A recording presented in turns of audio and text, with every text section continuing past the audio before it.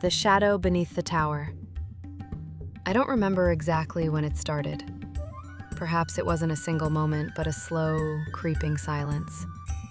People stopped speaking proudly of the tower. Or rather, they stopped speaking of it at all. The tower still stood, but in the hearts of the people, it had already begun to crumble. Fewer hands carried stones. Some of the outsiders, once brought in to build, gave up on the tower altogether and began to settle in the outskirts.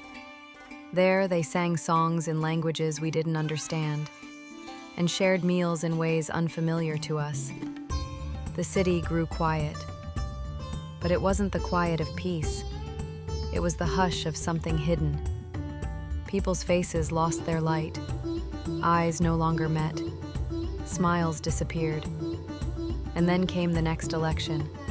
This time it didn't feel like a choice. The covenant of compassion had lost all trust, and once again, the people turned to the elevation order. Their slogans were clear. It's time to restore order. We will remove the source of chaos. This city must be reclaimed by its rightful hands.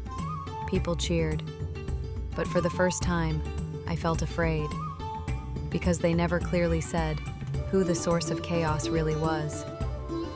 The first change came as a curfew. Once the sun set, the city gates closed, and everyone was expected to remain indoors. Next came the restriction of the Tower District. Anyone who wandered near was placed under surveillance. Security reasons, they said. Always security reasons. Then the rumors began. There is a wealthy merchant collaborating with the outsiders. He's been secretly feeding them, supplying them with resources. There's a conspiracy forming within the city walls. At first, I dismissed it as idle talk. But the next day, a mob gathered outside the merchant's home. Stones shattered windows. His family fled in fear. And when the city guards searched the house, they found nothing. No hidden outsiders, no weapons, just household items, a few ledgers, and an empty storage room. People were confused, but not for long. New rumors arose just as quickly. There must be a secret compartment. He was tipped off in advance. The whistleblower used to be part of the covenant. The whispers no longer needed proof. Suspicion became truth, and truth became law. I felt lost. Who started these rumors? Why did no one question them? And why were people so quick to choose fear? The elevation order no longer gave speeches. They no longer needed to. Their control was now silent, systematic. Men with blue armbands appeared, a newly formed security brigade. They searched homes without warning, entered buildings without permission.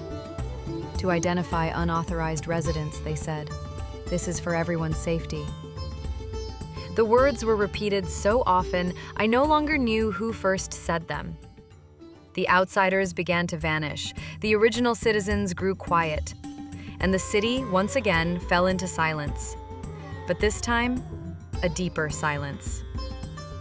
I remembered my father's voice. "They're not building a tower, Ira.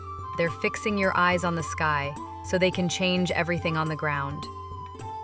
And suddenly, it all became clear. This was the real architecture. The tower was a distraction, a symbol to unite and divide, while real power shifted behind the curtain.